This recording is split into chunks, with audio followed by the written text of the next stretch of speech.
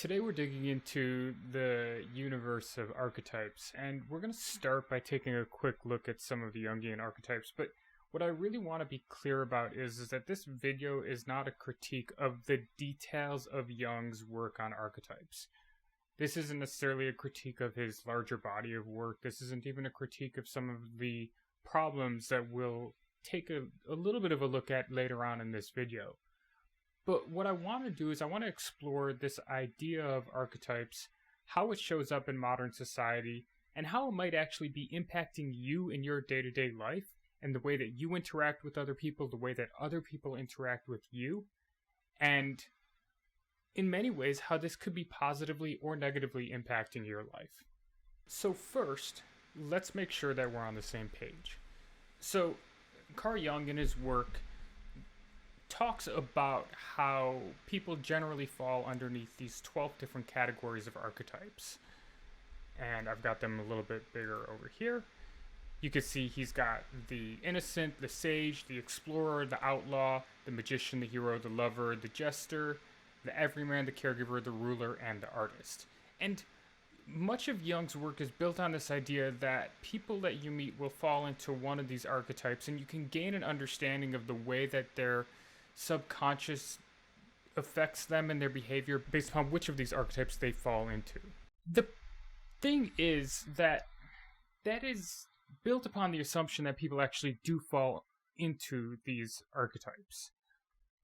But this isn't the only way that this shows up. You know, Jung's work has been around for about a century now, and what we've seen is that in modern society, this idea of archetypal projection has been regurgitated through many different forms that I'll actually go through here briefly and show you.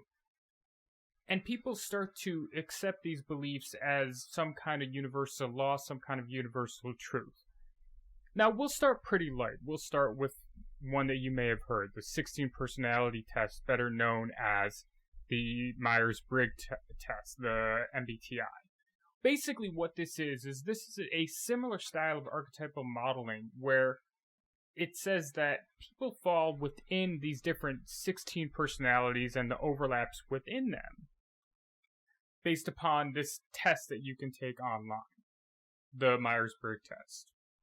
You can see that it's built upon this 4x4 grid, and based upon the way that you answer, you fall into one of these categories. Jung said 12, Myers-Briggs says 16. But the thing is, though the MBTI does resemble some psychological theories, we can see right here. It's pulled from the Wikipedia page. If you want to check the source, you're more than welcome to. I'm sure that it's properly sourced.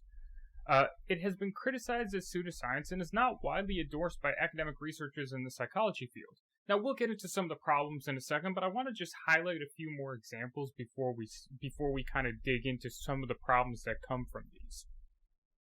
Next one we look at is the disc profile. You can see right over here, the first result when you type it in is an advertisement from the discpersonalitytest.com. If you go ahead and look it up in relation with its founder, Tony Robbins, you can see it's listed on his website, the disc assessment. Which personality type are you? Over here, you can see another style of archetypal modeling. In this case, there's only 4 main categories that people fall underneath. To me, that seems a little bit limiting, but we'll get there in a bit. These are people where once they take this test, which again, remember, is something that they're advertising as a marketing tool. But once they take this test, they're told which of these categories they fall under in each of these different ways. You can see over here an article from Test Gorilla. I don't really know the website. But you can see over here, there's even people who are using the DISC test in their hiring process. 8 benefits of using the DISC test in your hiring process. However, the DISC assessment, again from Wikipedia, you can check the sources if you'd like. The tools are designed to predict job performance. However, the scientific validity of DISC has been contested and is by some considered to be a pseudoscience. What we see here that is a clear marketing tool. The reason that they're advertising this is because it's a lead generation tool for Tony Robbins and for some of his businesses. The reason why that they're marketing it is simply so that they can grow their business, they can have a resource out there for people to sign up for with their contact information, and then they can market to them long term. The way, for lack of a better term, well, the actual technical term is it is a lead magnet. But again, we see that this is being used in hiring. Next up, let's take another look at a similar model, or, well, actually very different. If you've been anywhere around the New Age wellness circles, you might have heard people talking about their human design type. Human design is another one of these relatively more recent models of projecting archetypal modeling onto people that you encounter. In this case, there's only 5 types. There is the generator, there's the manifester, there's the projector, there's the manifesting generator, and there's the reflector. Again, we see this kind of archetypal modeling, this kind of projecting of archetypes onto other people based upon a very narrow frame of seeing the world. However, I know many people myself who take this as the word of, some kind of form of universal law. You may have heard of something called the Enneagram. Over here, again, we see 9 Enneagram types: the challenger, the peacemaker, the reformer, the helper, the achiever, the individualist, the investigator, the loyalist, the enthusiast, the challenger. Does this sound familiar? It's narrowing the complexity of people down. Now, I don't want to say that all kinds of archetyping is bad. We'll get to that towards the end of the video, and I'll do my best to leave this on a positive note. However, what we are seeing here is a pattern, and if you actually take a look and compare this to Jung's initial archetypes over here, you can see it's directly, the Enneagram had 9, Jung has 12, but if you look at the style in terms of the personality types, it's a near exact match. Now look, if you feel like this is something that is helpful for you, and this is something that helps you understand yourself better, and you use this in conjunction with the understanding that these are not clinically recognized methods, that they have not been peer-reviewed, that they oftentimes are used as marketing machines. The MBTI, the second that you take the test, will try to sell you something. The DISC profile, the second that you take the test, will try to sell you something. Human design, the second that you take the test, will try to sell you something. I can't speak for the Enneagram because I haven't done it. But all of these are actual marketing machines designed as personality profiling. But if you believe that in conjunction with maybe some more clinically recognized formats, or maybe seeing a therapist or a professional, this can help you gain some understanding of yourself, then sure, there's no harm, no foul. However, I do want to dig into that idea a little bit more, because I think that there's a lot of problems that come from these kinds of archetypal modeling that's in many ways an extension of Jung's work. So first, let's take a look at this idea of limiting beliefs. This is a more individual thing. It's where somebody has a belief that they hold. I'll use the language from this specific article right here: a thought or a state of mind that you think is the absolute truth and stops you from doing certain things. Now, if you believe, let's say you take the MBTI and you take it when you're 17 years old, and you start to believe that you are more introverted in nature, especially when you take it at a younger age in some of your more formative years, and you start to believe that you're more introverted in nature, and you start to read up on what the characteristics of an introvert are, you may find your behavior models that, even if that isn't necessarily your natural state. Personally, I believe most people are ambiverts. They have the capacity, depending on the setting and their safety level, to meet a certain kind of social being. Again, depending on setting, and their safety level. To claim that people are exclusively one or the other, or that they're exclusively a certain archetype, is a failure in psychological modeling. And so when you take these kinds of tests, whether it's a test like the MBTI, which is fairly broad, introvert, extrovert, a couple other elements, or if it's something where if you look at the human design types and you look at the hierarchy built into this, one of the things that's interesting about human design is that there's percentages attached. They say X percentage, like 70% of humans are generators, and I'd have to go through and really dig into it again, but it gets to the point where they have it set where I think it's manifestors are a very tiny percentage of the population. So not only are these limiting beliefs that are being placed on you by an external force, there's also a sense of innate hierarchy and supremacy built into this specific model. This is one that I have significantly larger issues with than the other ones because of that hierarchy that's not only built into it, it's not only instilling limiting beliefs onto people, it's also instilling hierarchy and supremacy. Let's talk more about limiting beliefs. Over here we see an article from Psychology Today about 3 ways that your beliefs can shape your reality. Belief is one of the underpinnings of psychological and physical being. Beliefs, identity, the things that we accept about ourselves and the people around us that are true are what ends up forming us, are what ends up forming how we interact with other people, how we interact with the world around us. Even something as simple as if you believe you can't swim, you're not going to swim. In a way that's not necessarily related to other people. That's a very gentle example. But our beliefs do shape our reality. I'll give an example for myself. On the swimming example, I am not a strong swimmer. For the longest time, I didn't really believe that I could swim until one day I said, hey, you know what? I'm going to figure it out. Now I have the belief that I'm not a strong swimmer, even though I got the basics down. Although I used to believe that I didn't know how to at all. This is something where you can change your beliefs, you can learn them, you can adapt them over time. But when somebody has beliefs that are embedded into their base sense of identity, and where they truly believe that this is who I am and this is what the composition of my being is, those can be oftentimes harder to change because you need the sense of awareness and the willingness to recognize them and change them, but you also need the time to integrate the new way of being without necessarily returning to the previous way of being. So these are the kinds of things that when you look at these different models, whether it's the Myers-Briggs, whether it's the disc profiling, whether it's the human design, whether it's the Enneagram, and I'm sure there's more examples that you could come up with, when you look at the kind of root of these, which is in many ways an extension of Jung's archetypal modeling, what we're basically doing is we're saying that ourselves and the people around us fall into these very narrow categories of definitions, and we create these limiting beliefs. However, that's not even the worst of it. I think that there's a lot of problems that happen when looking at limiting beliefs individually. But when we start to look externally in the way that we engage with other people, it can get a lot worse. Over here is an article about unconscious bias training. We'll pull up this phrase right here. Unconscious biases are social stereotypes about certain groups of people that individuals form outside their own conscious awareness.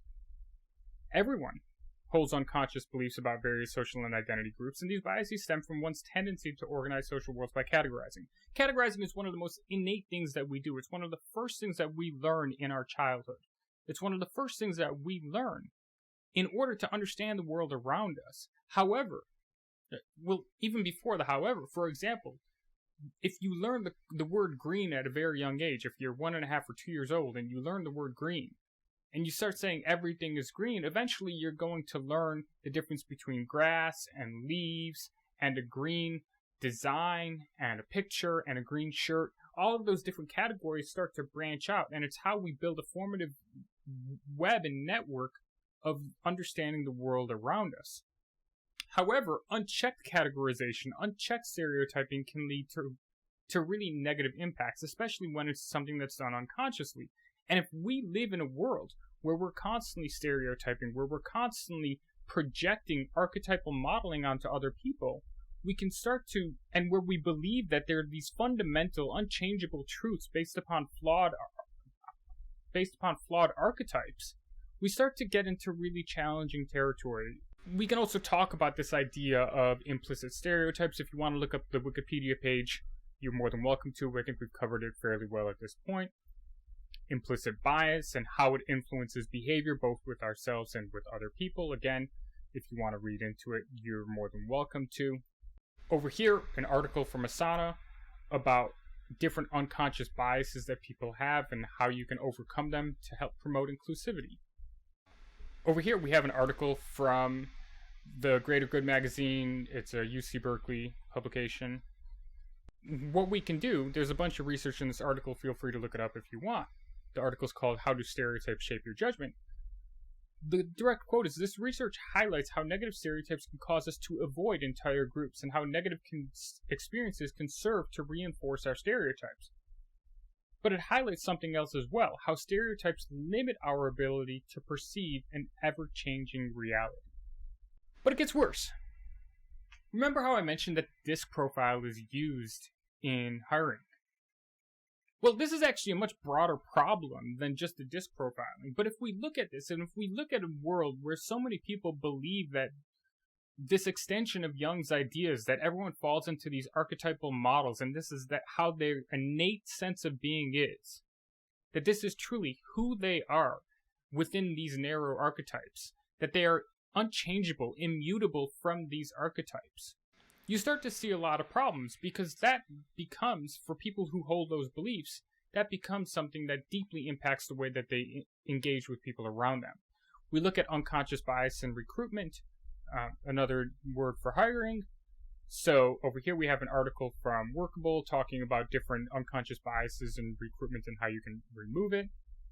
Over here from Harvard Business School, actively addressing unconscious bias in recruiting. Again, you can see it's a topic that's been pretty well covered. If you wanted to Google it, you can just Google stereotyping in hiring, or unconscious bias in hiring, or bias in hiring. Over here, another article from Harvard Business Review, 7 practical ways to reduce bias in your hiring process. This is something that people much smarter than myself have put a lot of time and energy into, because it's something that's very present in today's world. We can go into the larger conversations. That's not really the purpose of this video today. But we can talk about how that impacts people in terms of their employment, in terms of their opportunity, in terms of their opportunities to build generational wealth, to take care of their family, to make sure that they're providing for the people that need an opportunity, that their kids have food on the table. When you're working with people who have a framework of rigidity, who have a belief that, oh, if I see this person based upon very limited characteristics that I've identified, they must be falling into one of these broad archetypes. Again, Jung had 12. The Enneagram has 9. MBTI is a 4x4 grid. The DISC profile has 4 overarching categories with kind of indicators of how much of each you have. This narrow frame of viewing the world is something that deeply impacts the way that we engage with other people. Unfortunately, it gets even worse. Here's an article from Police Chief Magazine. I don't think this is a particularly favorable publication for these kinds of conversations, and even within their own networks, they're addressing implicit bias in policing. Because we notice that with criminal justice and policing, it's something that comes up over and over and over again. Over here, here's another article. This is again from UC Berkeley, Implicit Bias in Policing. You're more than welcome to look it up if you'd like. It's by Catherine B. Spencer, Amanda K. Charbonneau, and Jack Glazer. But it gets even worse, because over here we have an article from the Yale Law Journal, The Implicit Racial Bias in Sentencing. Again, an extension of archetypal modeling. Since this person fits a certain kind of profile, therefore, they are more likely to be deserving of X outcome. But still then, it gets even worse. If you take a look at this article from the UN, titled Hate Speech Ethnic Stereotypes Are the Foundation of Genocide. And that's not just a claim. You can see over here this article that is focused on remembering the Holocaust. This article goes into reviewing how stereotypes and prejudices led to the Holocaust, to genocide. Over here, genocide and identity, stereotyping, othering, and violence in Rwanda, which was one of the most rapid and deadly genocides that's occurred in recent history. Over here, we can see again racial discrimination in the Cambodian genocide. Again, a style of archetypal modeling. In this case, it's one that leans more into racial bias, but it's one where you simply place your beliefs of other people, you project your beliefs of other people onto them, and therefore it leads to stereotyping, prejudice, hate crimes, violence, genocide. And it's interesting because when you look at Jung himself, he actually had some pretty close ties to the Nazi Party. You could see over here that Jung, in the early 1930s, revealed a strong tendency to collaborate with the Nazis. Later on in his life, I do want to be clear, he clearly disavowed it, and even actually going into the late 1930s he did. It's known that he had some pretty clear anti-Semitic sentiments. Over here you could see, and in part, Jung's admiration for the energy of the Nazi movement seems to have been genuine. Over here, an article from Jewish Kurtz.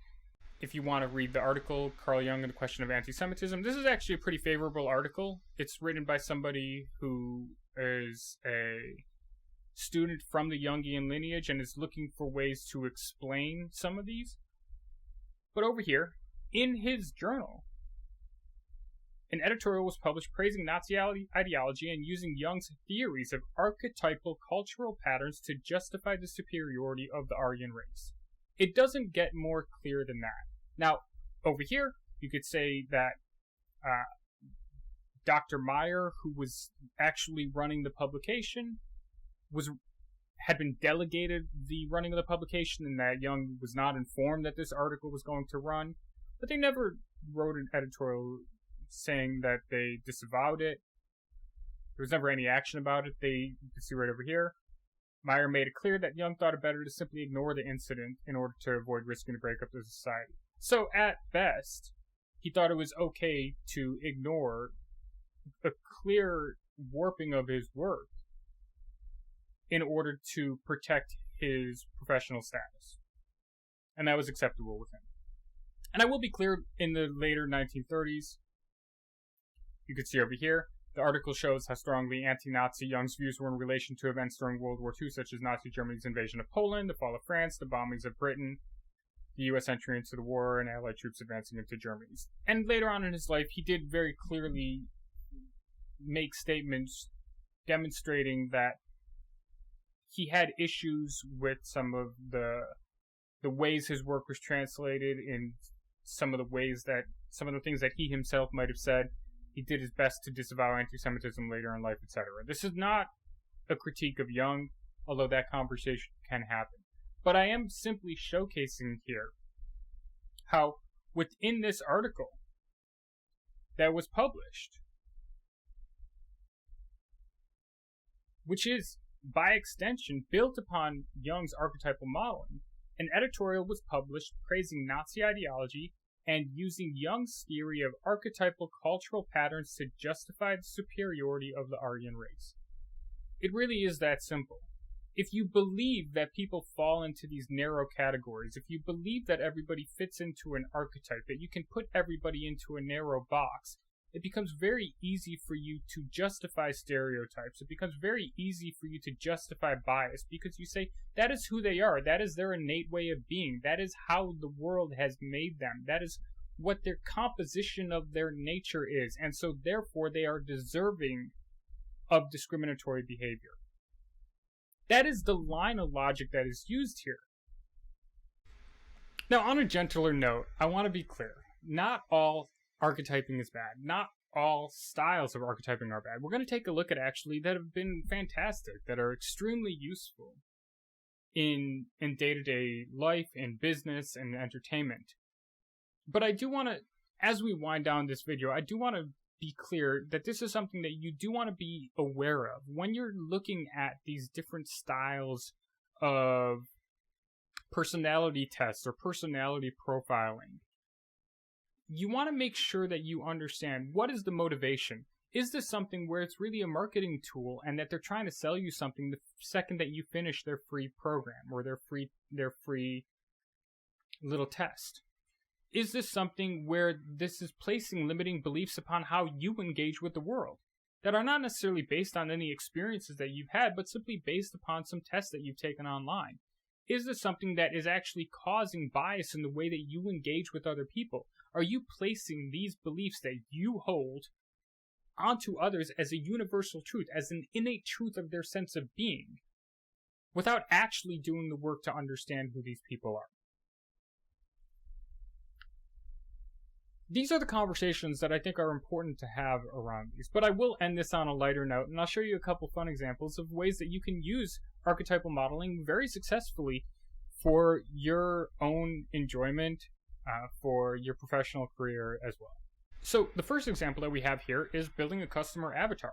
If you're in business, you've probably done this at some point. If you've ever done a marketing course, marketing 101, etc., you've probably gotten a sheet that looks just like this one right over here that says, build out your customer avatar. Now, the thing is, any marketing professional will tell you that you can't just fill out the sheet. That's not the way that you build out a customer avatar. The next step, and this is a great graphic that I found, is one, you've got to identify your target group, which is something like that customer avatar group. You're looking for middle-aged moms who work in middle management and are single and are looking for their next career opportunity in life. Very broad scopes. But the second step here is, and it says how to validate your startup idea. Step 2, reach people from your target group and talk to them. You have to talk to them. You have to have conversations with them. You have to actually understand these people. They can't just be notes on a form. They can't just be ideas. You have to validate your idea. Because if you're building, especially in marketing, if you're building an idea based upon a premise where you don't actually have an understanding of who these people are and what they're going through, and you just make assumptions, well, then you're going to find that many of your assumptions are going to be wrong. You might not be selling what the market wants. You might not be offering it in a way they like to receive it. You might not be providing them something that's actually of any value to them. These are all things where, while you can start with the archetype to gain a sense of which direction you want to go with, you need to then go and actually talk to people from your demographic in order to actually, or from your customer's demographic, to understand who these people are, what's actually going on, what is it that they actually want to accomplish. Another fun example, something that you probably have experienced or noticed in some kind of way, is archetypes in writing, in storytelling. Whether it's looking throughout the history of storytelling or looking at the more recent history of cinema, archetypes are very helpful when you're trying to build a narrative, when you're trying to build a story. And you can simply say, oh, well, we need a character that fits this kind of mold. Well, that's not reality, so that's fine. It's helpful. Again, if you don't give that character some depth, it's going to end up being a very bland character. This over here is an example of archetyping in storytelling. This is an example of Joseph Campbell's 12 archetypes. The hero, the sage, the innocent, the lover, the caregiver, the citizen, the sovereign, the magician, the creator, the explorer, the jester, and the rebel. And then from there, we have, by extension, Joseph Campbell's hero's journey. Now, we'll in a second talk about some of the ways that this archetype has been used in stories that you probably absolutely love. But it's the story of somebody who lives in an ordinary world. They feel the call to adventure. From there, they refuse the call. They meet the mentor. From there, they have the tests, the allies, the enemies. They have an ordeal. They get the treasure. They go back. And then they return with their success or their growth. It's one of the most known storytelling in cinema structures out there. In fact, over here, we can see 10 movies. This is just some random article. Become a writer today. I don't know on this site. There's I know for a fact, there's many, many more movies that use Joseph Campbell's hero's journey. But if you look into this, you can see Star Wars is an example. Harry Potter is an example. Iron Man is an example. The Lion King, The Wizard of Oz, Lord of the Rings, Spider-Man. These are all something, The Matrix, The Goonies, The Karate Kid. These are all stories of where there is a person who's living in an ordinary world, and then they have some kind of call to adventure. And then they meet a mentor, and then from there they go through tests and become stronger and become better at what they're doing, and then eventually they return back as a more mature being. You can look at Lord of the Rings is a great example of the hero's journey. This is a perfectly acceptable use of archetypal modeling. However, if you're using these kinds of archetypes to state that the innate nature of the people that you encounter with are based upon these narrow frameworks that you believe, or that maybe some people who came before you believe that the world works upon, you start to run into issues. Because this kind of archetypal modeling, where you place a limited definition of being, where you state that these individuals, that the world around you has some innate sense of being, means that you're just deeply out of touch with pragmatic reality. You're not giving people the opportunity to actually show you who they are, and you'd probably be more well off with just asking more questions and being a more curious person. On that note, I hope this video has been helpful. I hope you have an amazing day. Talk to you later. Don't forget to like, subscribe, and comment, because it's YouTube. Have an amazing day. Peace.